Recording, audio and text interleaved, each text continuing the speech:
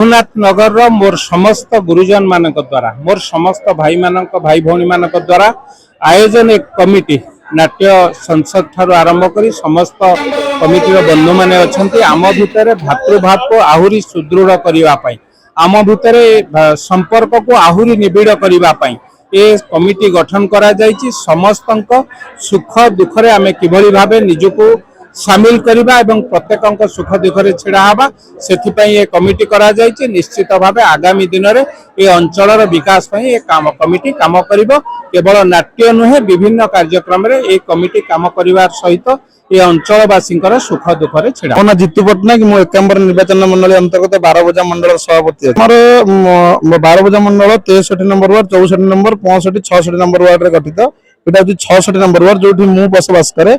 यही 66 number ward रो बच्चा बच्चा कलाकार मानक नहीं रघुनाथ नगर कला विकास गोटे खोल जाइए। से कला विकास केन्द्र रो समस्त पिला मानक नहीं गोटे नाटक प्रतिवर्ष होउची।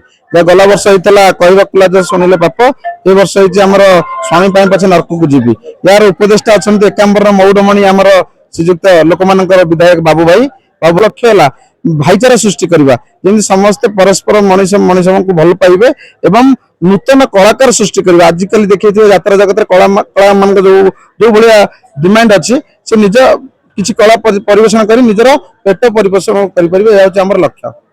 एटा महिला मान पद यात्रा होता आमर उद्देश्य है केवल लोक मान माने साहाय्य करवा लोक माने केमती भल रहिबे।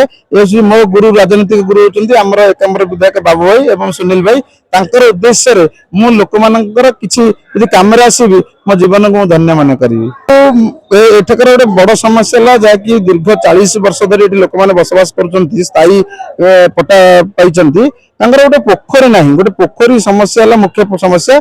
बर्तमान आम विधायक मंजूर कर पोखरी हो गोटे लोक मान गोटे कल्याण मंडप कर मोर प्रथम लक्ष्य जे कि बाहागर कर पुओ झील बाहागर कर बाहर लक्ष 1.5 लाख देकी करना गोटे बीएमसी तरफ गोटे सरकार तरफ गोटे मंडप है स्वल्प मूल्य 3-4 हजार टका भितर देले सी बाहागर से कार्यक्रम संपन्न करेंगे उपकृत हे। मो वार्ड वासी जदि रही नाई आमको यही सेवा करें मु आगू आसबि मो विधायक जहाँ निष्पत्ति ने एकमत रही।